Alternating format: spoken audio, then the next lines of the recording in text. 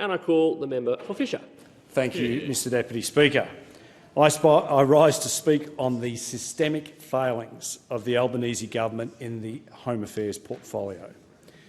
This portfolio should be the foundation of our national security, our border integrity and the public's confidence that their government can keep them safe. That is government's first and most important responsibility.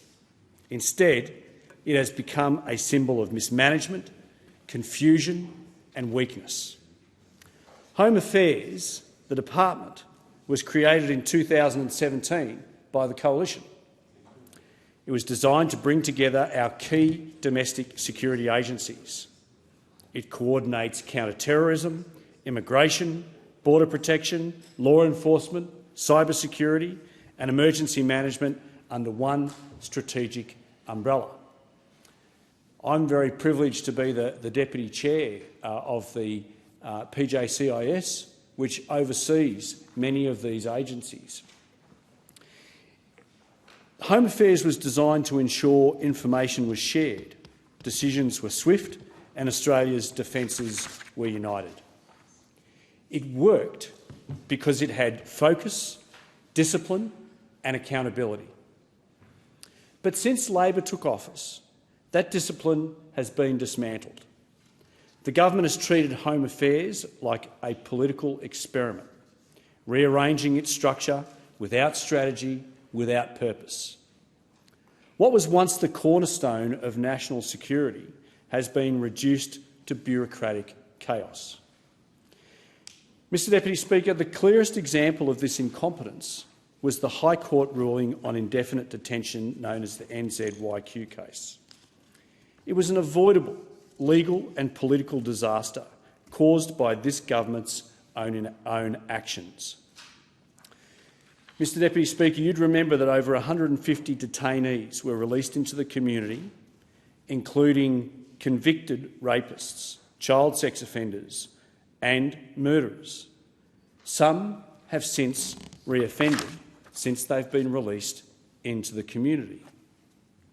The then Minister made a reckless concession to the High Court that these individuals were being held in indefinite detention when he did not have to make that concession. His decision tied the hands of the High Court and triggered a chain of events that endangered communities across this country. Now, whether that was through arrogance or incompetence, the outcome remains the same. It was a serious public safety failure that should never have happened. And what was the government's response? Confusion, panic and the ultimate, albeit very long, slow, painful reshuffle. The member for Hotham and the member for Scullin were quietly shifted on to new portfolios as if Australians would forget the consequences of their actions. That is not accountability, and what it is political cowardice. Now, fast forward, the Prime Minister has handed the Home Affairs portfolio to the member for Watson, who's already carrying a pretty heavy load, one would have to think. The member for Watson is now responsible for Home Affairs, immigration, cybersecurity, the arts, and still serves as Leader of the House. He is, by definition, a part-time Home Affairs Minister. That is not a serious model for national security. It is a recipe for divided attention and diminished leadership. Since his appointment, we have seen this government approve the entry of almost 3,000 people from war-torn Gaza without appropriate ASIO vetting. Visas were issued in as little as 24 hours, when such checks can take weeks, if not months. Some have since had their visas cancelled after proper screening. That is not compassion, that is negligence. Minister, for those who have allegedly committed offences since being released from detention by this government, what does the government plan to do with them Order. after The they are member's released time from prison, has expired, assuming they and are... the question is that The member for Watson has overseen the return of ISIS brides and their children. The PM this week continues to dodge questions on the government's role in this, and I hope the minister can explain to the chamber what the definition of assistance might be a little bit better than the foreign minister has.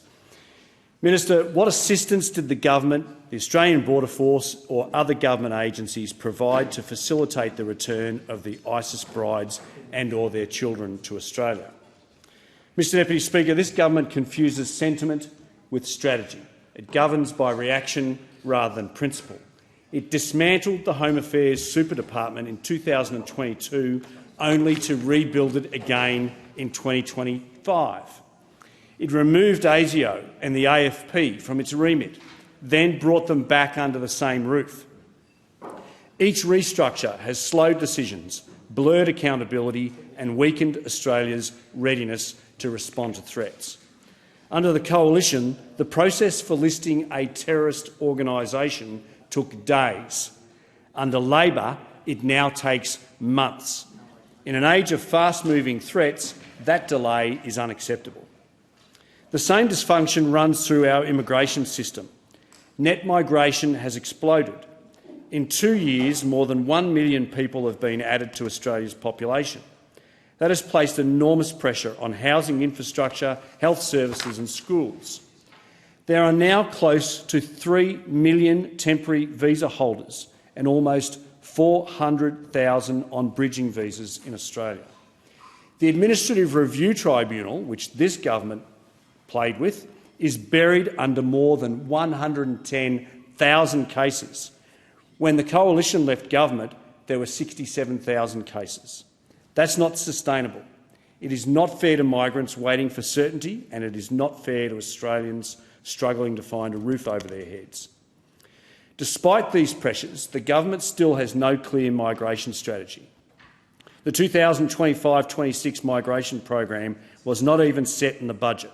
Instead, we got more reviews, more talking points and no plan. When will the government set a coherent migration strategy? Now, Mr Deputy Speaker, inside the Department of Home Affairs, the picture is no better. The 25-26 corporate plan is full of buzzwords and bureaucracy. It lists overlapping responsibilities, constant restructures and yet another so-called transformation program that changes nothing. In the same department was responsible for 43% of all Commonwealth FOI requests. This is the same FOI requests that the government seeks to make even harder and more costly to make. So much for transparency. In 2025, the agency tasked with guarding our borders and data is still managing sensitive information on spreadsheets. And then there's cybersecurity. Every Australian understands the importance of protecting our digital systems and critical infrastructure, yet this government's cybersecurity record is as weak as its record on detention and immigration. Businesses continue to be hacked through years-old vulnerabilities. The minister admits many of these breaches are preventable, yet there's no enforcement, no guidance and no support for small businesses. The Coalition built the foundations for a strong cyber strategy. We strengthened the ASD and invested in its critical infrastructure protection with a $9.9 billion investment. Labor has squandered that momentum. It talks tough on cyber but delivers delay after delay. In the face of growing foreign interference, this complacency is unacceptable. Mr Deputy Speaker, at the heart of this failure lies a deeper truth. Australia still does not have a national security strategy. The Coalition and I have been calling for one for years, as have defence leaders, experts and allies. Our AUKUS partners in the US and UK each have national security strategies. Australia does not. We cannot keep patching our national security framework with quick fixes and bumper sticker bills. Security should be built in, not bolted on. The late Jim Molan put it perfectly. How can there be a defence strategy without an overarching comprehensive national security strategy. Mr Deputy Speaker, the Home Affairs portfolio touches every Australian life. Order. This The government member's needs time to has do better. expired. Authorised by Andrew Wallace, LNP, Boccarina, Queensland.